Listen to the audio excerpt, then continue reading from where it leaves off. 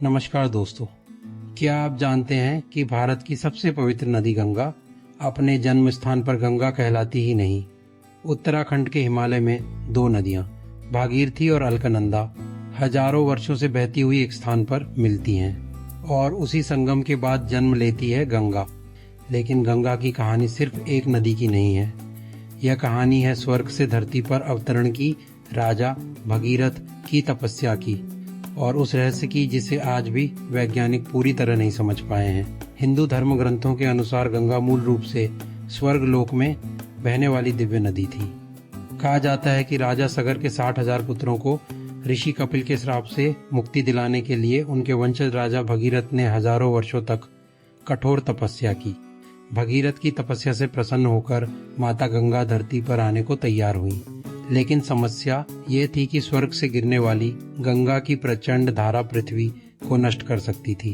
तब भगवान शिव ने अपनी जटाओं में गंगा को धारण किया और धीरे धीरे पृथ्वी पर प्रवाहित किया।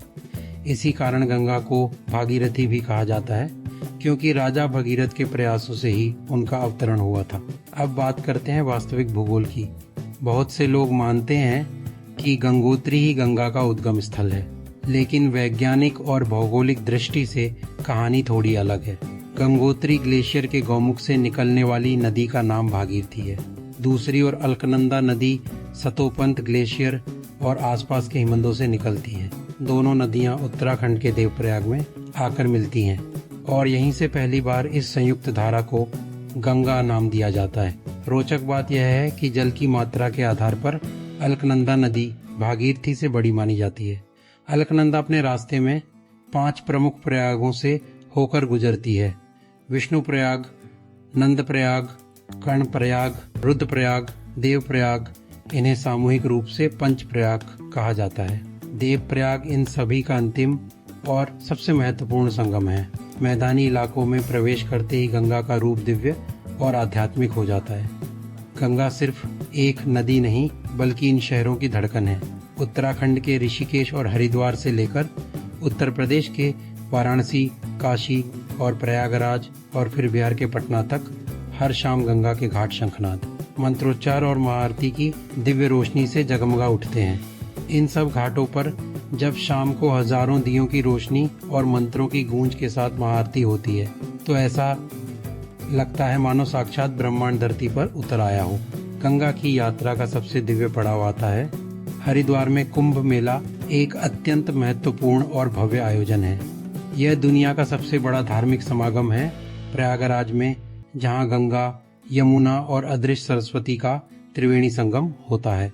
इसी पावन तट पर दुनिया का सबसे बड़ा आध्यात्मिक मेला महाकुंभ लगता है, जहां करोड़ों श्रद्धालु एक साथ आस्था और मोक्ष की डुबकी लगाते हैं। माँ गंगा विशाल कृषि मैदानों को जीवन देती हुई करोड़ों लोगों की प्यास बुझाती हुई पश्चिम बंगाल की ओर बढ़ती है।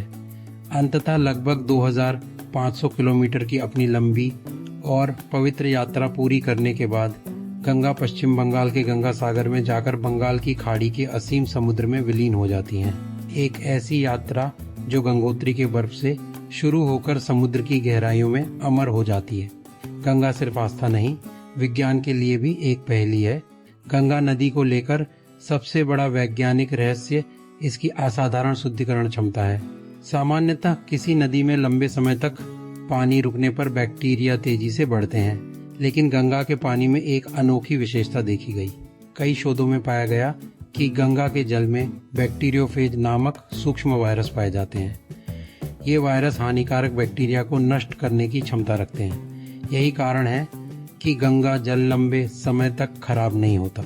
इसके अलावा हिमालय से आने वाले खनिज पदार्थ, तेज प्रवाह और लगातार ऑक्सीजन मिश्रण भी गंगा को विशिष्ट बनाते हैं। अक्सर कहा जाता है कि गंगा में दुनिया की सबसे अधिक ऑक्सीजन होती है। गंगा के ऊपरी हिमालय क्षेत्रों में घुलित ऑक्सीजन यानी डिसॉल्व्ड ऑक्सीजन का स्तर काफी अधिक पाया जाता है। इसके पीछे कई कारण हैं। पहला, तेज बहाव।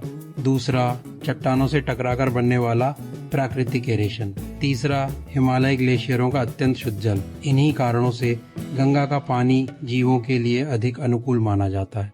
यही कारण है कि आज भी गंगा सिर्फ एक नदी नहीं, हर भारतीय के लिए साक्षात मोक्षदायिनी माँ है।